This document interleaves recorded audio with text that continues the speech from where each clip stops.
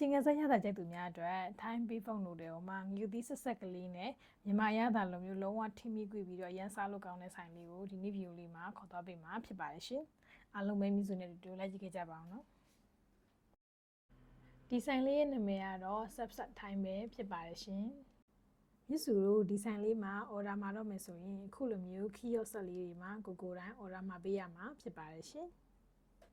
ဒီ Subset တိုင်းဆိုင်လေးကဆိုင်ခွဲတွေလည်းအများကြီးရှိပြီးတော့အခုမြစ်စုရောက်နေတဲ့နေရာကတော့ IMM Shopping Mall မှာပဲဖြစ်ပါတယ်ရှင်တငယ်ချင်းတို့တွေလည်းကိုနဲ့နီးစပ်ရနေရာကို Google Map မှာရိုက်ရှာပြီးတော့ဆိုင်လေးစာကွဲတွေကိုကြည့်ချင်အပြင်ကိုနဲ့နီးစပ်ရမှာတွားရောက်ပြီးတော့ဝယ်ယူစားသုံးလို့ရမှာဖြစ်ပါတယ်မြစ်စုကလည်းဆိုင်လေးစာလေးတွေကို comment မှာရေးသားပေးမှာဖြစ်ပါတယ်ရှင်အခုမြစ်စုဗီဒီယိုထဲမှာပြထားတဲ့အတိုင်း step by step နှိပ်သွားမယ်ဆိုလို့ရှိရင်မြစ်စုတို့ order မှာပြီးသွားဖြစ်သွားမှာဖြစ်ပါတယ်ရှင်အခုမြစ်စုမှာခဲ့တဲ့ noodle ကတော့ N3 beef pork noodle ပဲဖြစ်ပါတယ်ရှင်မြစ်စုတို့တငယ်ချင်းတွေရအောင် share စားမယ်ဆိုရင်လည်း N3 ကသူက portion လည်းများသလိုပေါင်ပစ္စည်းတွေလည်းများတယ်ပေါ့နော်အဲ့တော့ကိုကတကယ်လို့ N3 သွားခဲ့ပြီးတော့ N3 beef pork noodle ကိုမှာစားခဲ့မယ်ဆိုလို့ရှိရင်စိတ်လက်သက်သာပြီးတော့တငယ်ချင်းနဲ့တူတူ share စားလို့ရမှာဖြစ်ပါတယ်ရှင်မြစ်စုကတော့ N3 beef pork noodle နဲ့ one rice မှာခဲ့ပြီးတော့$13ကျတင်ခဲ့တာပဲဖြစ်ပါတယ်ရှင်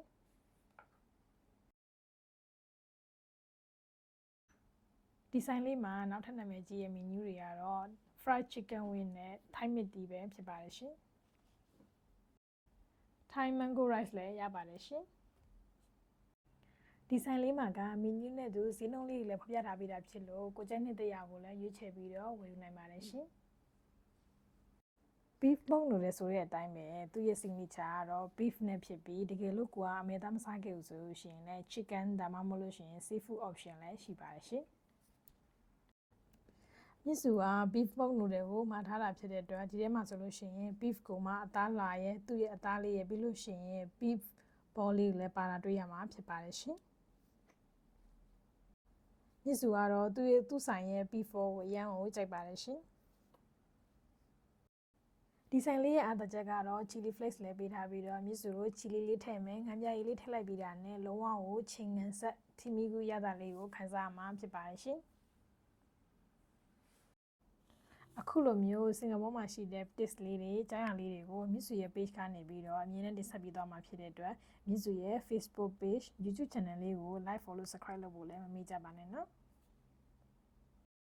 အခုမြစ်စုမှာလာတဲ့ portion က$13ကျော်ပေးရတယ်ဆိုပေမဲ့သူ့မှာပါတဲ့ဒီ item တွေဒီပေါင်ပစ္စည်းတွေကအရင်များတဲ့အတွက်မြစ်စုကတော့$13ပေးရတာတန်တယ်လို့ခံစားရပါတယ်ရှင်မြစ်စုကတော့အဆက်ကြိုက်တဲ့လူဖြစ်တဲ့အတွက်ဒီမှာချီလီကိုအများကြီးကိုထည့်ပြီးတော့လုံးဝချင်းငံဆက်ကိုသွားပြီးတော့စားခဲ့တာပဲဖြစ်ပါတယ်ရှင်ဒီဆိုင်လေးကဆိုင်ခွဲတွေအများကြီးရှိတဲ့အတွက်တကယ်လို့ကိုကတော့ try ကြည့်ချင်တယ်ဆိုရင်လည်း City Honda မှာရှိရဲ့ Funan Mall ထဲမှာလည်းတွားရောက်ပြီးတော့ try ကြည့်လို့ရပါတယ်ရှင်ဒီဆိုင်လေးမှာဒီတစ်ခေါက်ကမြစ်စုကတော့ chicken wing ကိုမှမစားပြစ်ခဲ့ဘူးပေါ့နော်သူ့ဆိုင်ကိုရက်ခဲ့မယ်ဆိုလို့ရှိရင်လည်းသူ့ဆိုင်က chicken wing လေးကိုလည်း try ကြည့်ဖို့အတွက်မြစ်စုကအကြံပေးချင်ပါတယ်ခုလိုမျိုးမြစ်စုရဲ့ဗီဒီယိုလေးကိုဆုံးဖြတ်ကြည့်ပေးကြတဲ့အတွက်အားလုံးကိုကျေးဇူးအများကြီးတင်ရှိပါတယ်ရှင်နောက်ဗီဒီယိုလေးမှာပြန်တွေ့ကြမယ်နော်အားလုံးပဲတာပါ